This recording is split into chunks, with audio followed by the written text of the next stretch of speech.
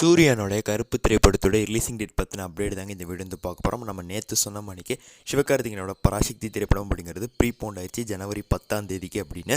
So நேற்று சொன்ன வீடியோவில் இன்னும் ஒன்று நடக்கலை. கருப்பு திரைப்படம் ஜனவரி 14ஆம் தேதி ரிலீஸ் ஆகலை. ஸோ அதுக்கான அனௌன்ஸ்மெண்ட் இன்னும் வந்துட்டு பார்த்தா வரல. ஸோ அதுவும் கூடிய விரைவில் நமக்கு வந்து பார்த்தா வர்றதுக்கான அதிக வாய்ப்புகள் இருக்குது. ஏன்னா பொங்கல் இந்த வாட்டி 10 நாட்கள் வருது. அதில் 2 ஸ்லாட்டாக இருக்குது. மொதல் ஸ்லாட்டில் பெரிய ஹீரோஸ் 2 படம் இருக்குது. ஒன்று விஜய், இன்னொன்று சிவகார்த்திகேயன். ஆனால் செகண்ட் ஸ்லாட்டில் ஒரு பெரிய ஹீரோவோட படமும் இல்லை. ஒரு படம் அப்படிங்கிறது இப்போலாம் 5 நாள் தான் ஓடுது. அதுக்கப்புறம் அதோட மவுஸ் எல்லாம் குறைஞ்சி போயிடுது. அது யாரோட படமாக இருந்தாலும் சரி அப்படி தான். ஸோ அதனால் அந்த ஒரு ஸ்லாட்டை பிடிக்கிறதுக்கு இப்போ கருப்பு டீமுக்கு தான் வாய்ப்புகள் அதிகமாக இருக்குது.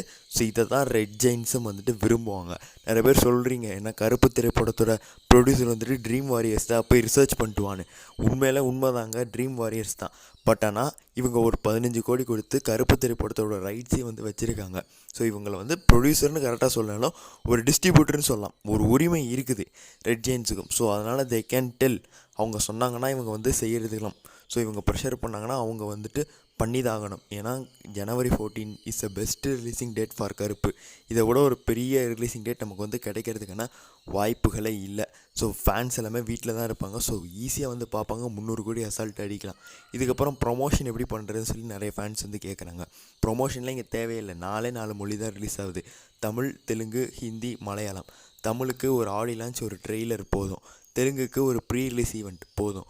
மலையாளத்துக்குன்னா கேரளா சைடு ஒரு அண்ணன் வந்துட்டு ஒரு மாலில் ஒரு ஈவெண்ட் வச்சா போதும். நார்த் இந்தியாவில் பெருசாக ப்ரொமோஷன் பண்ணுற அளவுக்கு இது படமே இல்லை.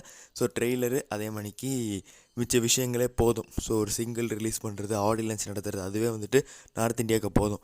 சம்மர் ரிலீஸ் ஆகும். செம்மையான ஒரு ஹிட்டு வந்துட்டு கிடைக்கும். ஸோ எல்லாருமே ப்ரே பண்ணுறது ஜனவரி 14 எப்படியா வந்துடணும் தான். ஸோ நம்மளும் அதான் வந்துட்டு சொல்லிகிட்ருக்கோம். ஸோ இதை பற்றி உங்களோட கருத்து என்னங்கிறத கமெண்ட்ஸில் பதிவு பண்ணிடுங்க. நன்றி, வணக்கம்.